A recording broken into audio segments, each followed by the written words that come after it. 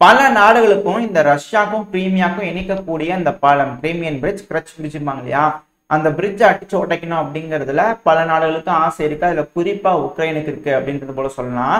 இப்போ இந்த உக்ரைனியன்ஸ் வந்து பாத்தீங்கன்னா ஒரு பிரிட்ஜை உடைச்சிக்கிறாங்க. ஆனா லொகேஷன் தான் வேற எங்கேயும் இல்லை, அமெரிக்கால இந்த பால்டிமோர்ன்ற பகுதியில் வந்து பாத்தீங்கன்னா மிக முக்கியமான பிரிட்ஜ் அப்படிங்கிறாங்க.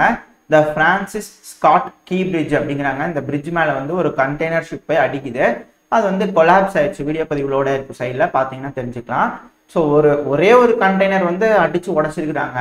இப்போ ரஷ்ய தரப்புல இருந்து வந்து பாத்தீங்கன்னா உக்ரைனியன்ஸ் எப்பவுமே வந்து ரிலீஸ் பண்ணுவாங்க இல்லையா, அது போல வந்து ஒரு இமேஜ் ஃபேக்கா ரிலீஸ் பண்ணிக்கிறாங்க. இது சும்மா காமெடி பர்பஸ்க்காக இது போல ஒரு கீ பிரிட்ஜை வந்து உடைச்சிட்டோம், அதுக்கப்புறம் இத்தனை கார்ஸை வந்து நாங்கள் சேதாரம் பண்ணிட்டோம் அப்படிங்கிறது போல வழக்கம் போல இந்த உக்ரைனோட பாணிலேயே உக்ரைனோட மொழியிலேயே வந்து போட்டுக்கிறாங்க. நான் டிரான்ஸ்லேட் பண்ணி உங்களுக்கு காமிச்சிட்டேன். இதை வந்து பார்த்து ஃபன் பண்ணிட்டு இருக்கிறாங்க. என்னப்பா இதுக்கும் உக்ரைனுக்கு என்னப்பா சம்பந்தம் அப்படின்னு கேட்டிங்கன்னா, அந்த கண்டெய்னர் கார்கோ ஷிப் இருக்கு இல்லையா, அது வந்து டாலி ஷிப்பு. அந்த ஷிப்பு தான் வந்து அந்த பிரிட்ஜ் மேலே மோதிக்குது. அந்த பிரிட்ஜ் வந்து கொலாப்ஸ் ஆயிருக்குது. அதோட கேப்டன் யாரு அப்படின்ட்டு கேள்வி வருதுல, அதோட கேப்டன் ஒரு உக்ரைனியன். சரிங்களா? அதனால இப்போ ரஷ்யா வந்து பார்த்தீங்கன்னா இதை மேட்ச் பண்ணி சூப்பரான வேலை செஞ்சுக்கிறீங்க உக்ரைனோட நேவல் ஃபோர்ஸ், சல்யூட் அப்படிங்கிறது போல ரஷ்ய தரப்பு வந்து கொண்டாடிட்டு இருக்கிறாங்க. சும்மா அங்கே இருக்கக்கூடிய சோல்ஜர் விளையாடிட்டு இருக்கிறாங்க. பட் ஆனால் கர்மா இஸ் அ பூம்பராங் அப்படிங்கிறது வந்து மாற்று கருத்தே எல்லாம் இதில் நிறுவனமாக இருக்கு அப்படிங்கிறத நான் நம்புறேன். உங்களோட கருத்துக்கள் என்ன அப்படிங்கிறது மறக்காம கமெண்ட் செக்ஷன் சொல்லுங்க. அதாவது இந்த ஷிப்புக்கும் ரஷ்யாவுக்கு சம்பந்தம் இருக்குமா அப்படிங்கிறது போல கோணத்துலலாம் யோசிக்க முடியாது. ஏன்னா கேப்டன் ஒரு உக்ரைனியன். சரிங்களா? இந்த ஷிப்பு இப்போ ஆப்ரேட் பண்ணிட்டு இருக்கிறது சிங்கப்பூர், ஆனா இதை கட்டமைச்சது சவுத் கொரியா, இதோட ஓனர் கிரீஸ். ஸோ எந்த விதத்திலையுமே இதுக்கு ரஷ்யாவுக்கு இதுக்கு சம்மந்தம் இல்லை. அதனால அந்த பிரிவு இந்த பிரிவு எல்லாம் சேர்த்திக்க முடியாது. முழுக்க முழுக்க அமெரிக்காவோட அலைஸ் செஞ்ச வேலை தான் இது. அவங்களே அவங்களோட பிரிட்ஜை உடைச்சிட்டாங்க அப்படிங்கிறத மாற்று கருத்து இல்லை. இதை பத்தி நீங்க என்ன நினைக்கிறீங்க? உங்களோட கருத்துக்களை தயவு செஞ்சு கமெண்ட் செக்ஷன்ல சொல்லுங்க. இது போல பல செய்திகள் தான் இந்த பதிவுல நம்ம பார்க்க போறோம். அனைவருக்கும் வணக்கம். நான் உங்கள் செந்தில். இது உங்கள் செந்தில் டிஃபென்ஸ். பதிவுக்குள்ள போறதுக்கு நம்ம சேனல் இன்னும் சப்ஸ்கிரைப் பண்ணலாம், மறக்காம சப்ஸ்கிரைப் பண்ணிட்டு கூடிய பக்கத்துல இருக்கிற பெல் ஐக்கன்ல ஆல் ஆப்ஷன் சூஸ் பண்ணிக்கோங்க. அப்பதான் நம்ம எப்ப பதிவுக்குள்ள போட்டாலும் உங்களுக்கு இன்ஸ்டன்ட் நோட்டிபிகேஷன் வரும். அது கூடவே நம்ம சேனலும் அடுத்த வளர்ச்சி அடையும். எனக்கா இந்த உதவியை செய்வீங்கிற நம்பிக்கையில பதிவுக்குள்ள போயிடலாம். இப்போ சில நாடுகள்லாம் கதறிக்கிட்டு இருக்கிறாங்க. ஆனா மிக முக்கியமா இந்த தருணத்துல கதறிட்டு இருக்கிறது துருக்கி அப்படிங்கிறதோட சொல்லப்பட்டு வருது. ஏன்னா இந்த மாஸ்கோல, ரஷ்யாவோட மாஸ்கோ ஒப்லாஸ்டுக்கு கீழே இருக்கக்கூடிய அந்த காக்கா சிட்டி ஹாலில் வந்து பார்த்தீங்கன்னா ஒரு தீவிரவாத தாக்குதல் நடந்தது. அதுல 4 பேர் வந்து பார்ட்டிசிபேட் பண்ணிக்கிறாங்க. அந்த 4 பேர்த்தையும் உசுரோட பிடிச்சிட்டாங்க ரஷ்யா. இப்போ அதுதான் செக்மேட்டா இருக்கு. இப்ப இதனால பல நாடுகள் மாட்டிட்டு முழிக்கிறாங்க. அதுல மிக முக்கியமா துருக்கி மாட்டிட்டு முழிக்குது. ஐயா தெரியாம நடந்துருச்சுங்கய்யா, நீங்க என்ன சொன்னாலும் கேட்கறங்கய்யா அப்படிங்கிறது போல துருக்கியும் இப்போ என்டையரா இணைஞ்சு செயல்பட போறாங்க ரஷ்யாவோட அப்படிங்கிறதோட சொல்லப்பட்டு வருது. ஏன்னா இந்த மாஸ்கோல தான் வந்து பாத்தீங்கன்னா இந்த 4 தீவிரவாதிகள்ல 2 தீவிரவாதிகள் வந்து சில விஷயங்கள்லாம் டீட்டெயில்ஸ்லாம் கொடுத்துருக்காங்க. இன்ஸ்டாகிராம் அக்கௌண்ட் சில விஷயங்கள்லாம் எடுத்து பார்க்கும்போது, ஏன்னா அந்த அளவுக்கு கவனிப்பு நடந்திருக்கு. நல்ல மாப்பிள்ளைகளாட்ட கவனிச்சுக்கிறாங்க. நல்ல விருந்து போட்ட உபசரிப்புனால எல்லா விஷயத்தையும் கக்கி இருக்கிறாங்க. ஆனா மிக முக்கியமா 2 தீவிரவாதிகள் சொல்லக்கூடிய சில விஷயங்கள் வந்து பாத்தீங்கன்னா துருக்கி சிக்கிட்டாங்க அப்படிங்கிறதோட சொல்லப்பட்டு வருது. ஏன்னா இந்த ரஷ்யாவில் இருக்கிறாங்க இல்லையா, இந்த 2 பேர்த்தையும் துருக்கிக்கு போக வச்சுக்கிறாங்க. இவங்களுக்கு பாஸ்போர்ட்டே இல்லை. இவங்களே அகதிகளாக ஏதோ ஃப்ரீயா வந்து தஜிகிஸ்தான்லேருந்து ரஷ்யாவில் வந்து சும்மா செட்டில் ஆகிருக்கிறாங்க. இப்போ இவங்களை வந்து எப்படிங்க நீங்க உள்ள அலோவ் பண்ணீங்க அப்படின்னு கேட்கறது மாதிரி சில கேள்வியெல்லாம் வந்திருக்கு. பட் அதுக்கெல்லாம் சில பதில்கள்லாம் அவங்களுக்கு கிளியர் இருக்கு. ஏன்னா அந்த நாட்டோட உள்நாட்டோட பாலிசிஸ்லாம் இருக்கிறதுனால அது பேஸ் பண்ணி அவங்க வந்து பண்ணிட்டாங்க, உள்ள போயாச்சு.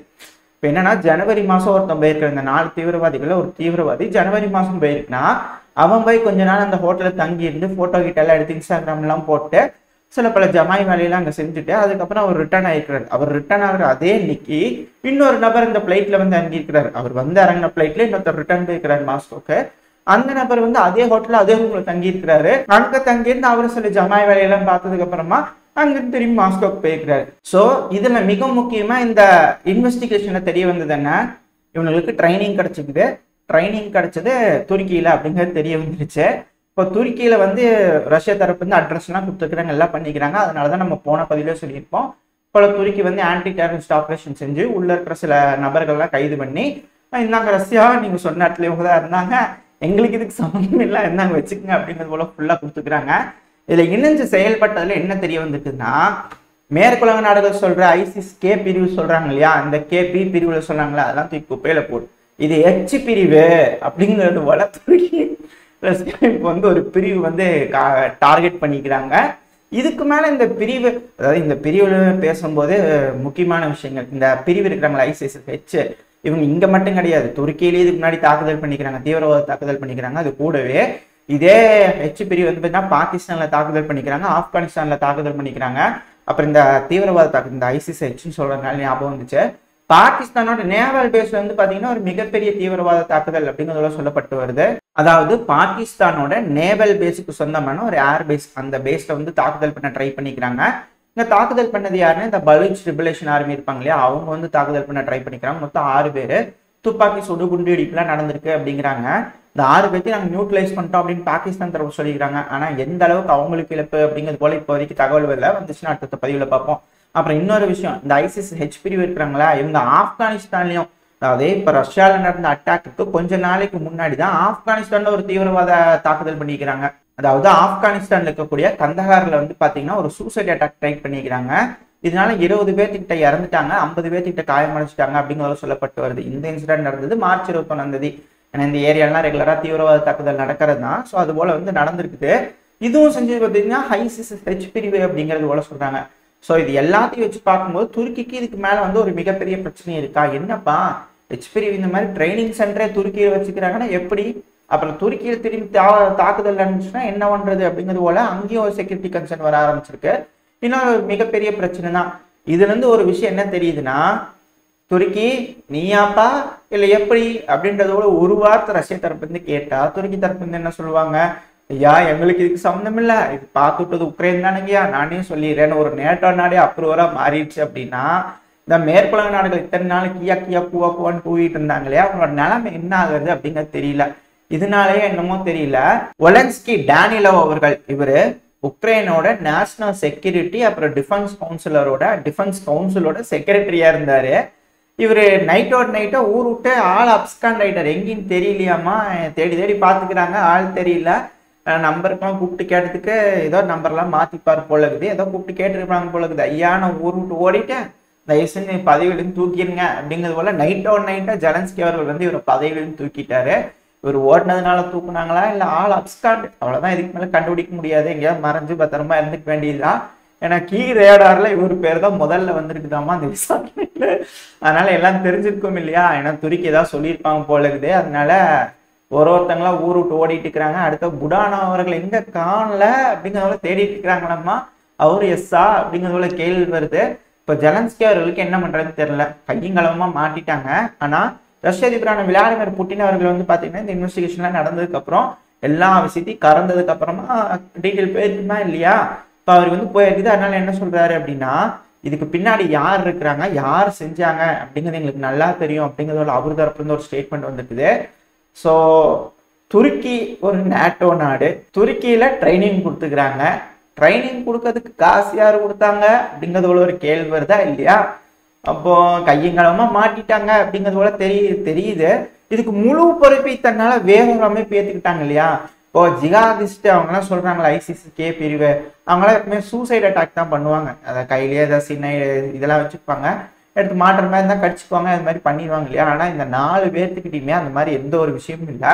ஸோ இவங்க வந்து ஜிகாதே கிடையாது, ஏதோ போய்க்கிறாங்க, காசு கொடுக்குறேன்னு இருக்காங்க, ட்ரைனிங் எடுத்துக்கிறாங்க, ட்ரைனிங் கொடுத்ததுக்கு அப்புறமும் உள்ள வந்து இது போல தாக்குதல் பண்ணிக்கிறாங்க. ஏதோ பப்ஜி பிளேயர் போல இருக்குது, கூப்பிட்டு ட்ரைனிங் கொடுத்து பண்ணி வச்சுட்டாங்க, மாட்டிட்டாங்க. இப்போ என்ன பண்றது அப்படிங்கிறது தெரியல. அதனால இந்த கியான்னு கத்திட்டு இருந்தாங்க இல்லையா, இப்ப செஞ்சதே அவங்க தான் அப்படிங்கிறது போல, அதாவது யூஎஸும் UK தான் அப்படிங்கிறது போல இருக்கு. இப்போ ஒருத்தங்க ஏத்துக்கணுமா இல்லையா, உண்மையாலுமே இதனால உக்ரைன் ஏத்துக்குவாங்க போல தெரியுது. ஆமா இதுக்கு பின்னாடி நாங்க தான் இருந்தோம் அப்படின்னு ஏத்துக்குவாங்க போல தெரியுது அப்படின்னு சில அனலிஸ்ட்லாம் சொல்றாங்க. ஏன்னா அப்பதானே இந்த மெயினான பீஸுங்க தப்பிக்க முடியும். ஒருவேளை அவங்களா இருந்தாங்கன்னா சேம் பப்பி சேமா போயிடுச்சுன்னா என்ன பண்றதுன்னு தெரியல இல்லையா. அதனால இந்த சூழ்நிலையை பொறுத்த வரைக்கும் ஒரு சிக்கலான முடிவு நோக்கி போயிட்டு இருக்கு. இதை எப்படி சமாளிக்க போறாங்க, என்ன நடக்க போகுது, எப்படி பூசி முழுக போறாங்க, இல்லை தப்பிப்பாங்களா இல்லை ரஷ்யா மேல பழி தூக்கி போட்டுருவாங்களா அப்படிங்கிறது தெரியல. ஏன்னா பிரான்ஸ் எல்லாம் ட்ரூப்ஸ் அனுப்புறேனாங்க, இதுக்கு மேல என்ன மூஞ்சி வச்சுட்டு அனுப்புவாங்க, இல்லை என்ன சொல்லிட்டு எய்டு கொடுப்பாங்க, தீவிரவாதிகளுக்கு நாங்க எய்டு கொடுக்குறோம் அப்படிங்கிறதோட சொல்லி கொடுப்பாங்களா, தீவிரவாதிகளை காப்பாத்துறதுக்காக நாங்க இன்னும் ட்ரூப்ஸ் அனுப்புறோம் அப்படிங்கிறதோட சொல்லுவாங்களா அப்படிங்கிறது தெரியல. அதனால இப்போ அந்த சிக்கலான ஃபேஸ் வந்து உக்ரைன் யார் மீட்டு கூட்டிட்டு வருவா, இல்லை உக்ரைன் தப்பிச்சிருவாங்களா அப்படிங்கிறது தெரியல. நீங்க என்ன நினைக்கிறீங்க? அதாவது இதெல்லாம் கரெக்டாக ட்ராக்காக போய் உக்ரைன் சைடில் அதுக்கு பின்னாடி ICC KP KM MP அப்படின்ட்டுருவாங்களா, இல்லை இவங்க தான் அப்படின்ட்டுருவாங்களா? உங்களோட கருத்துக்கள் என்ன அப்படிங்கிறத மறக்காமல் கமெண்ட் செக்ஷனில் சொல்லுங்கள். அதாவது சில பல செய்திகள் வரதை வச்சு நம்ம சொல்கிறோம். அதாவது இந்த சோர்ஸ் சொன்னாங்க இல்லையா, இது வந்து ரஷ்யா தரப்புலேருந்து எடுக்கல, துருக்கி தரப்புலேருந்து சொல்லக்கூடிய ஒரு நியூஸ் மீடியால இருந்தால் நாங்கள் எடுத்து சொல்லிட்டு இருக்கோம். ஸோ இப்போ சிக்கிட்டு இருக்கிறது கியான்னு கத்திட்டு இருக்குது உண்மையாலுமே துருக்கி தான். அதோட நிலமும் கொஞ்சம் பாவமாக தான் இருக்குது. ஏன்னா யாரும் ஒத்துக்கிற மாதிரினா துருக்கி கைங்களமும் மாட்டிட்டாங்க. இதை பற்றி நீங்கள் என்ன நினைக்கிறீங்க அப்படிங்கிறது மறக்காமல் கமெண்ட் செக்ஷனில் சொல்லுங்கள். இதோட இந்த பதிவை நான் முடிச்சுக்குவோம். இது போய் இன்னும் பல விஷயங்கள் இருக்குது. நான் அடுத்தது அப்படியே கண்டினியூஸாக பேசி எடிட் பண்ணி ஒரு வீடியோவாக ரிலீஸ் ஆகும். நம்ம இன்னைக்கு லைனாக பார்த்தோம், லைனாக நேற்றுக்கு சரியாக பார்க்க முடியல இல்லையா, அதனால் நிறையா விஷயங்கள் நடந்திருக்கு. லைனாக கனெக்ட் பண்ணி இது போல் சில விஷயங்களை தெளிவாக பார்த்துருவோம். அதனால என்ன நடக்குது ஏது நடக்குது அப்படிங்கிறதெல்லாம் நம்மளால புரிஞ்சுக்க முடியும். இதோட இந்த பதிவு நான் முடிச்சுக்குவோம். இந்த பதிவு எப்படி இருந்துச்சு, உங்களுக்கு பிடிச்சிருக்கா, பிடிச்சுன்னா லைக் பண்ணுங்க, உங்கள் ஃப்ரெண்ட்ஸ் அண்ட் ஃபேமிலியோட ஷேர் பண்ணிக்கோங்க. அது கூடவே மறக்காம இந்த பதிவை பற்றின உங்களோட கருத்துக்களை கமெண்ட் செக்ஷனில் சொல்லுங்க. இந்த பதிவு நல்லா இருந்து கூட நம்பிக்கையில் அடுத்த பதிவில் உங்களை சந்திக்கிறேன். அது வரைக்கும் ஸ்டே சேஃப். பை.